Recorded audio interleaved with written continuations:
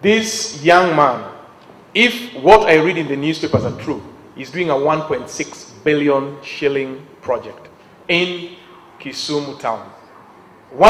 It's a gated community, one of the few in terms of scale and magnitude.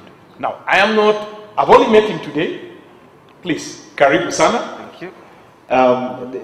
This is one of a first in Kisumu, and it is something that took us about 3 years to conceptualize and to be able to, present to the residents of Kisumu.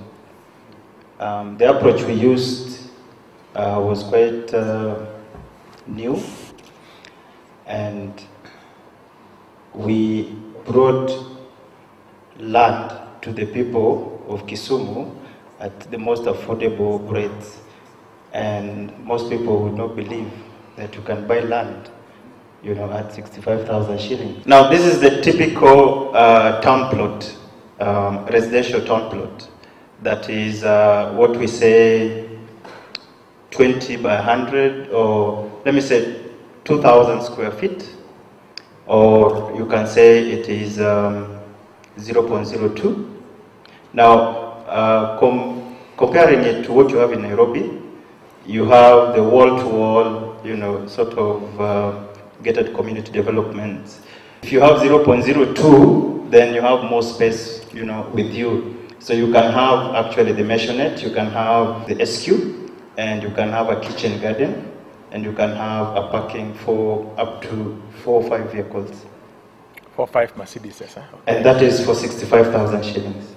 So I've paid you 65,000 shilling, I've taken possession, do I get a title deed? And once I've done that, what next? We sat down with a group of engineers, architects, and advocates when we were developing all this. The architects came up with the designs, and we developed, something that would fit the pocket of a common resident of Kisumu. So we said now we really have to endear people into development, especially residents of Kisumu and its environment. So we wanted to demystify all of this, so that we endear people to really be able to live in an organized estate, which are quite few in Kisumu. And there are certain pertinent issues in land acquisition and property development that really bar people, make people really fear this thing about housing development. One is the cost of land. Two is authenticity of title. We acquire the land. We make sure the titles are authentic, they are ready, we subdivide it. We develop the designs.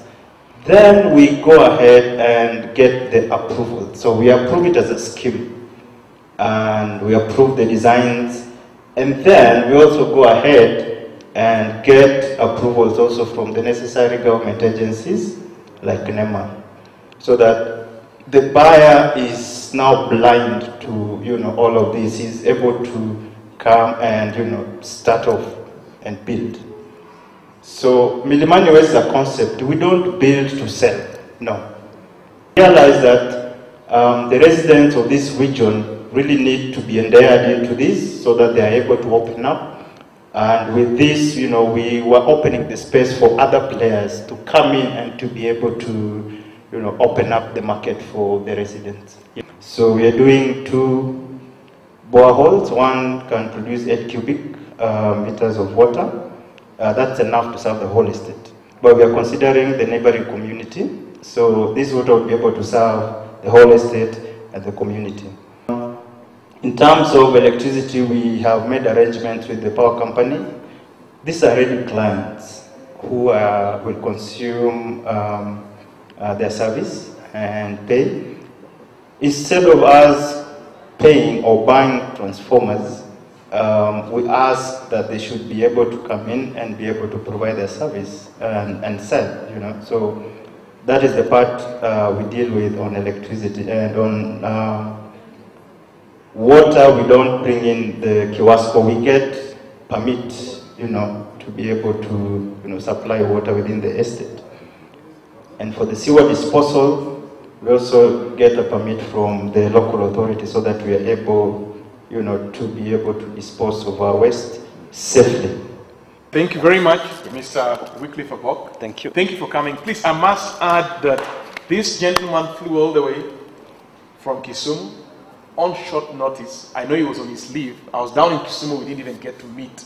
Yeah. But this shows what kind of commitment some private citizens have in trying to develop our beloved county.